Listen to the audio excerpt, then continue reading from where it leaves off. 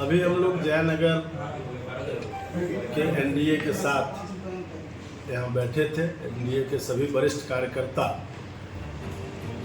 हम लोगों ने तय किया है कि हम लोग सामूहिक रूप से जो भी सुविधा है उसका बेहतर उपयोग करते हुए हम इस विधानसभा क्षेत्र से 10,000 लोगों को ले जाने का हमारा लक्ष्य है।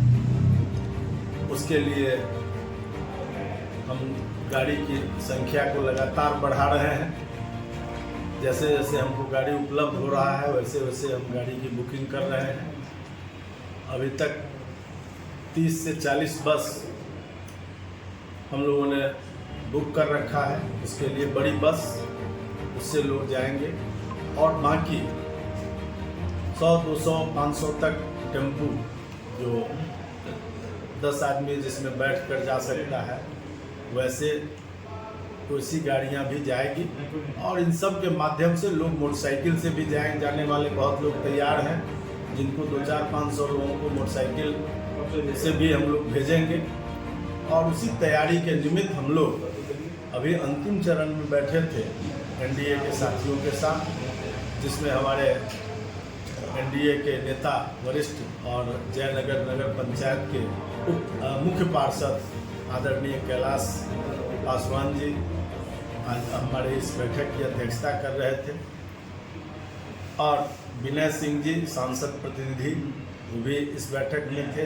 जदयू के सम्मानित अध्यक्ष श्री राजकुमार सिंह जी, भारतीय जनता पार्टी के अध्यक्ष दक्षिणी के श्री उद्धव कुमार जी, उत्तरी के श्री राम कुमार सिंह जी और नगर के श्री सूरज गुप्ता जी, ये सभी लोग इस बैठक में उपस्थित थे। उसके अलावे राष्ट्रीय लोक मोर्चा के भी नेता हमारे इस बैठक में मिथिलेश जी, वो भी इस बैठक में शामिल थे।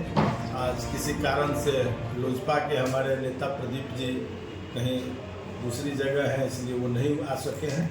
उन्होंने भी आश्वस्त किया है कि हम लोग सब लोग अपनी तैयारी के साथ चलेंगे। और मुझे लगता है कि जो सौगात आदरणीय मोदी जी ने भारत के यशस्वी और दुनिया के लोकप्रिय प्रधानमंत्री ने हमें दिया है इस मिथिला को, और ख़ास करके मैं तो कहता हूं कि जयनगर को वो हमें गौरवान्वित करने वाला है। देश का दूसरा और बिहार का पहला metro Vande Bharat metro train उस दिन 24 तारीख को प्रधानमंत्री जी उसका उद्घाटन करेंगे, शुभारंभ करेंगे। ये हम सब के लिए सौभाग्य का विषय है कि गुजरात के बाद बिहार को ही ये सौभाग्य प्राप्त हुआ है कि वंदे भारत मेट्रो ट्रेन हमारे इस जयनगर से पटना के लिए पटरी पर दौड़ेगी तेज गति से।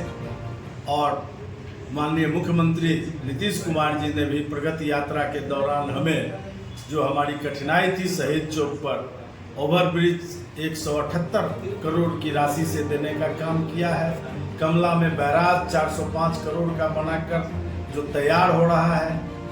उधर पुरानी कमला और जीवछ के लिंक के लिए 450 करोड़ रुपए की स्वीकृति हो चुकी है। डीबी कॉलेज को 18 करोड़ रुपए की स्वीकृति दी जा चुकी है भवन के लिए।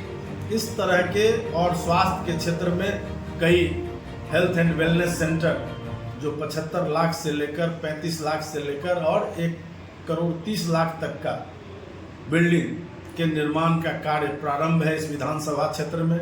और मुझे लगता है कि 15 से 20 हेल्थ एंड वेलनेस सेंटर का काम शुरू तेज गति से। तो स्वास्थ्य के क्षेत्र में भी और शिक्षा के क्षेत्र में हमारे माननीय शिक्षा मंत्री जी ने भी एक से बढ़कर एक योजना स्कूलों के भवन से लेकर शौचालय से लेकर और बाकी सब तरह के आधारभूत सुविधाओं को दिया है। शिक्षकों की बड़े पैमाने पर बहाली करके हर विद्यालय में शिक्षक देने का काम किया है। और हम लोगों ने भी अपने स्तर से डेस्क बेंच से लेकर बुक शेल्फ तक विद्यालयों में दिया है, ताकि शैक्षणिक व्यवस्था भी यहाँ का दुरुस्त हो। और सबसे बढ़कर जो भारत के प्रधानमंत्री ने, जो कभी हम लोग सुनते थे कि केरला में रबर बोर्ड होता है, आज इस बिहार के अंदर दरभंगा में मखाना बोर्ड दिया गया है, जो कहा जाता है कि पग पग पोखरी माछ मखान सरस बोली मुस्की मुखपान विद्या वैभव शांति प्रतीक जनक नगरी मिथिला थी। और उस मिथिलांचल को आज उन्होंने तरह तरह से सौगात देकर 5 किलो अनाज से लेकर आयुष्मान कार्ड और बाकी सब प्रकार से आच्छादित किया है। एक से एक योजना, सिलीगुड़ी से गोरखपुर से सिलीगुड़ी एक्सप्रेस हाईवे, जो कभी हम लोग जयपुर में देखते थे, दिल्ली से जयपुर जाने के क्रम में, या पूर्वांचल एक्सप्रेस देखते थे, आज मधुबनी में गुजरेगी और हमारे खजौली विधानसभा के रसीदपुर से निकलेगी बेनीपट्टी को पूरा पार करते हुए। ये हम सब के लिए सौभाग्य का विषय है। भारतमाला का प्रोजेक्ट पूरे मधुबनी जिला में खजौली विधानसभा सहित जाल सा बिछा है। तो इस प्रकार के कई ऐसे काम, जब उसको हम गिनाने लगेंगे तो शायद आप लोग उतना कवर नहीं कर पाइएगा। इतना काम उन्होंने दिया है और आप सब जानते भी हैं। हम लोग तो एक प्रक्रिया है उसके तहत करते हैं, आप खुद जानते हैं। हमारे यहाँ आ रहे हैं तो मिथिला के लोग पवट पावड़े बिछाए हुए हैं और एक एक लोग जाने के लिए तैयार है। हम लोग की साधन कम पड़ जाएगी, लोगों के जाने की तादाद कम नहीं पड़ेगी। अगर 10, 20, 25 किलोमीटर के अंदर होता तो हम लोग पैदल चल के सारे लोगों का नेतृत्व करते हुए सभा स्थल तक पहुंच जाते। ये उत्साह लोगों के बीच है।